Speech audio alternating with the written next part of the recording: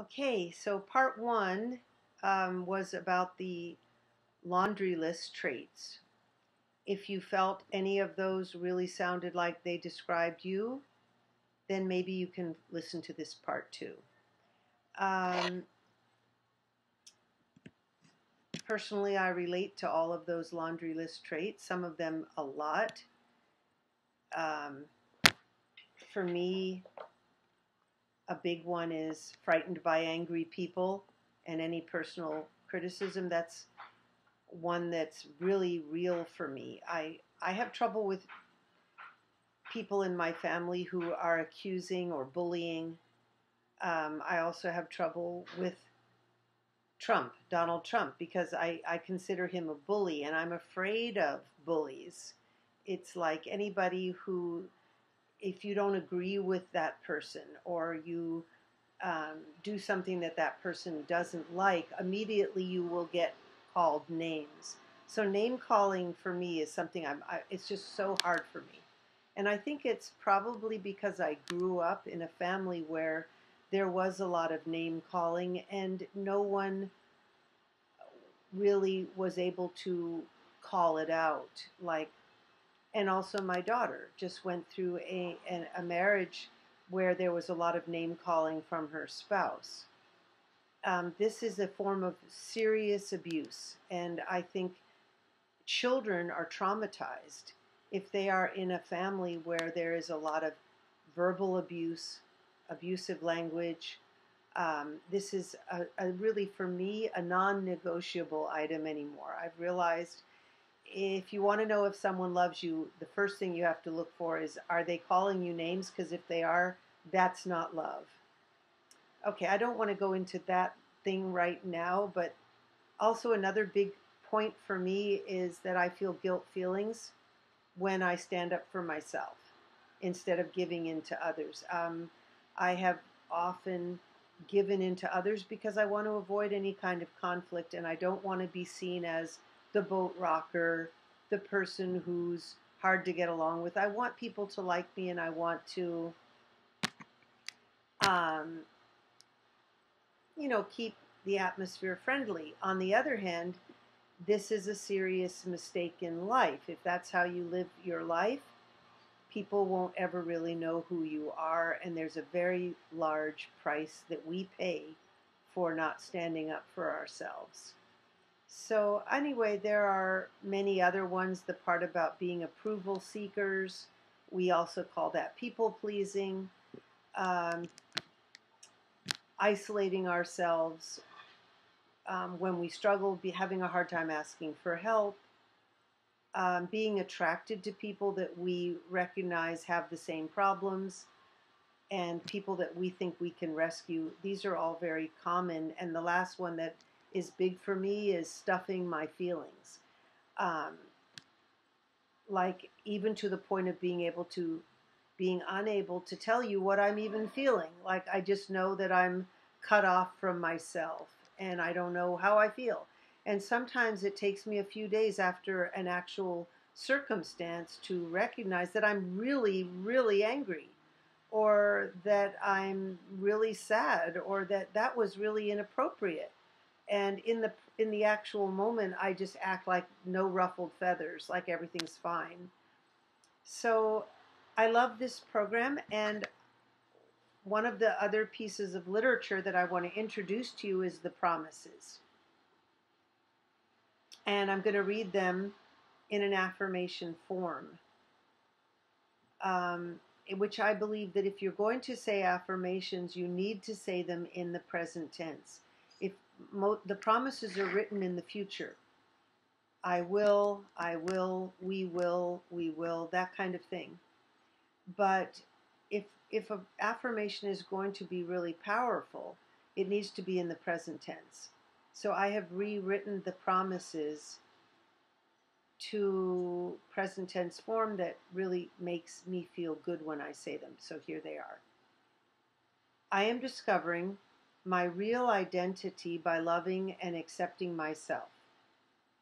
My self-esteem is increasing as I give myself daily approval.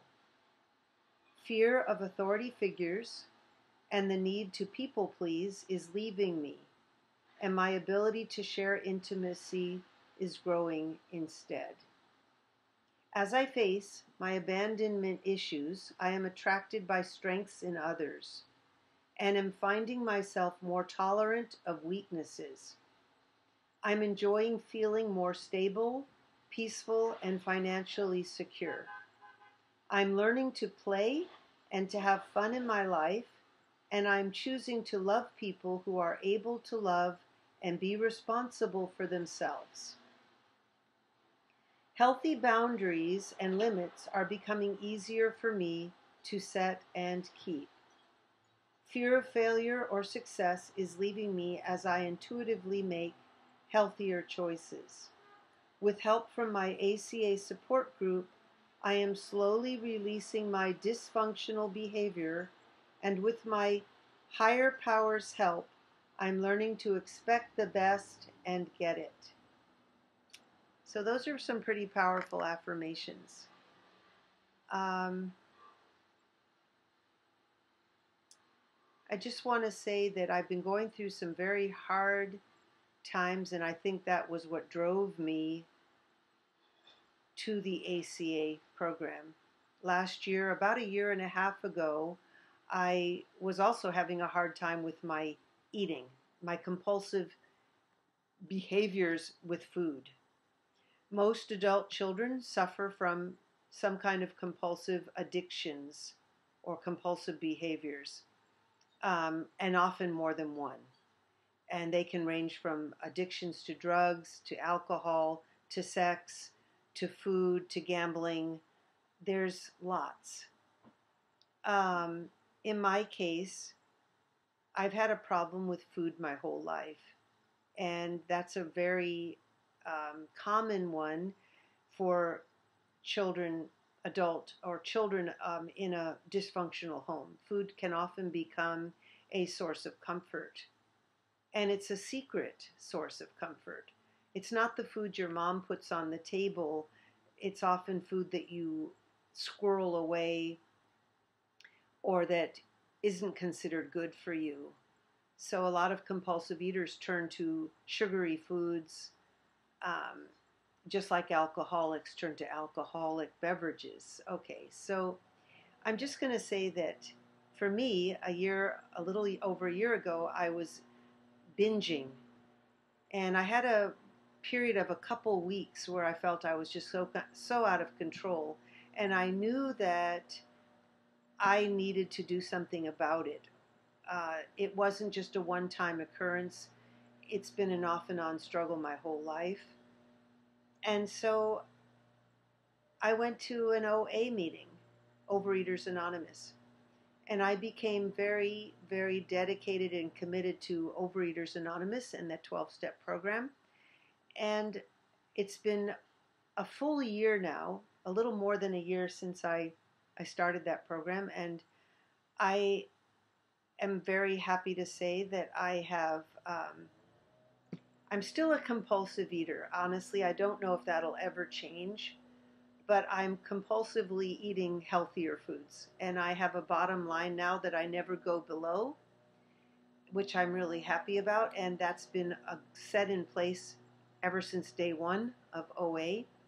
It's my abstinence, and basically I don't eat any of those foods. There's 4 of them. There's cake, candy, cookies, and ice cream.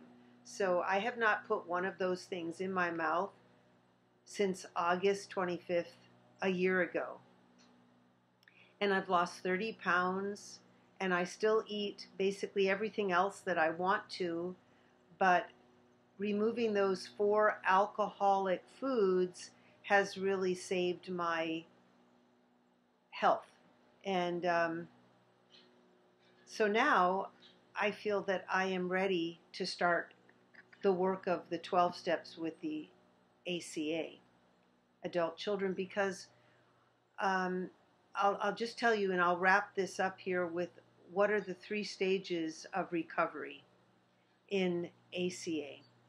There are 3. The first one is, first you have to get your compulsive addictive behavior stabilized. So if you're an alcoholic, you have to stop drinking. if you're a sex addict, you basically have to stop. If you are a drug addict, you have to go through detox. If you are a compulsive eater, then you have to put those foods down, the ones that are causing the worst kind of behavior. So that's the stabilization phase, and that can take months to some years, depending on the person. So for me, it took me a good solid year to say that I'm stable. And now I'm in the second stage of recovery, which just at the beginning. And the second stage of recovery is basically trauma recovery. So I want to look at my notes here so that I can explain it to you really well.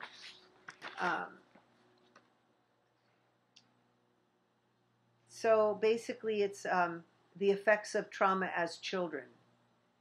And it's a very long, slow process.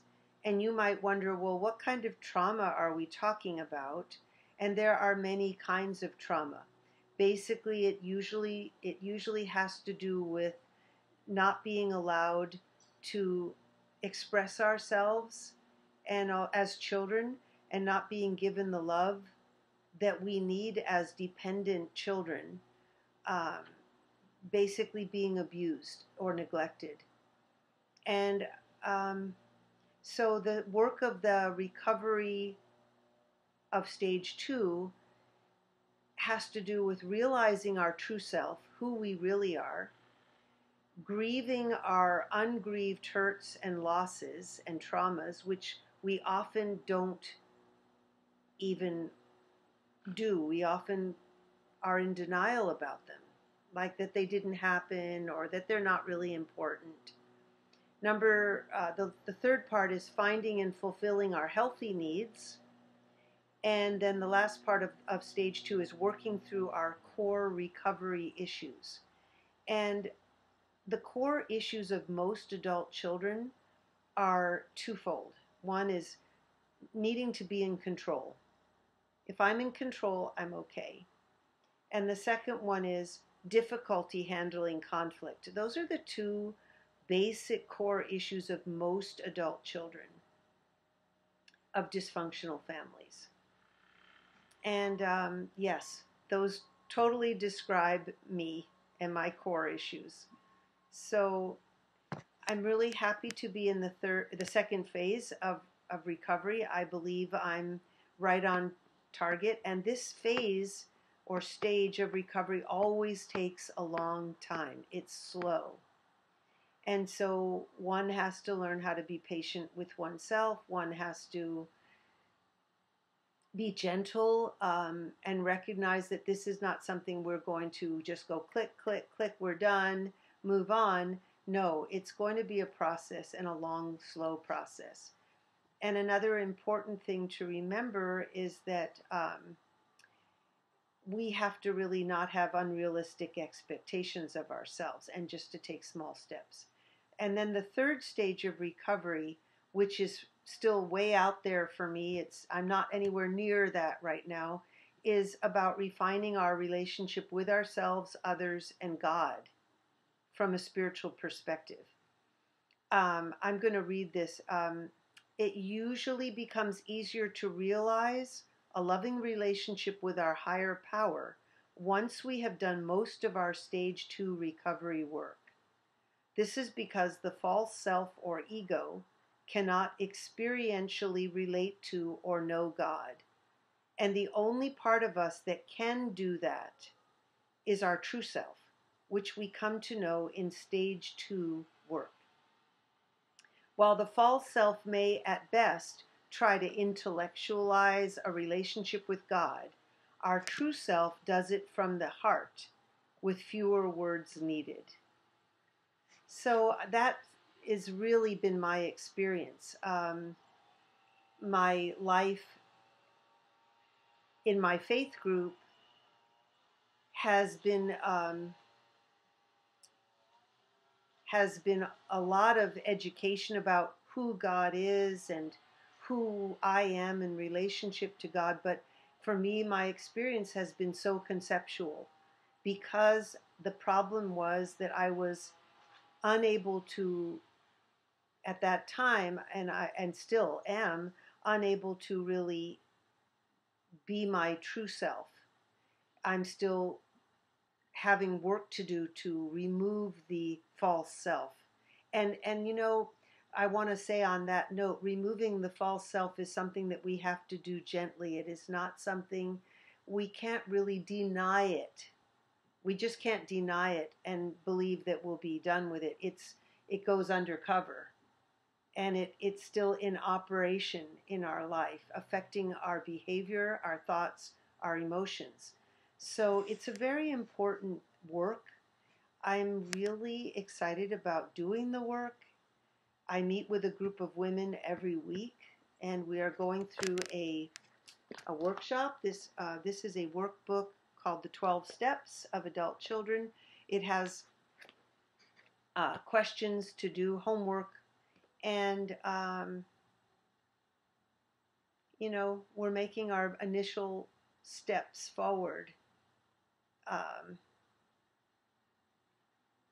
And I just would like to invite any of you who want to know more about the program and would like to talk to me about the program, you're welcome to give me a call.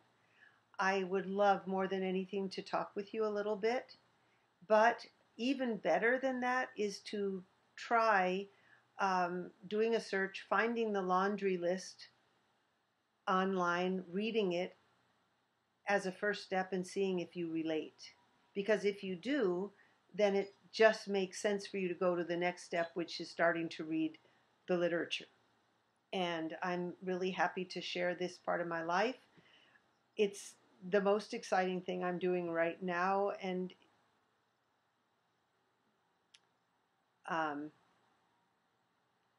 it's giving me a lot of I don't know what to say. I just want to say I'm uncovering a lot of things, not all pleasant, not all easy. I mean, I'm embarrassed about a lot of the things I'm discovering about myself, but I'm recognizing they're true. And a part of what we do here in this group is we share, because once we put it out there and we talk about it to another human being, it has less power over us. And this is the wonderful thing about ACA, is that we are fellow travelers and we're sharing with each other as we go. So with that, I'm going to say goodbye to you, and I hope to see you again soon. Thank you for tuning in. Bye-bye.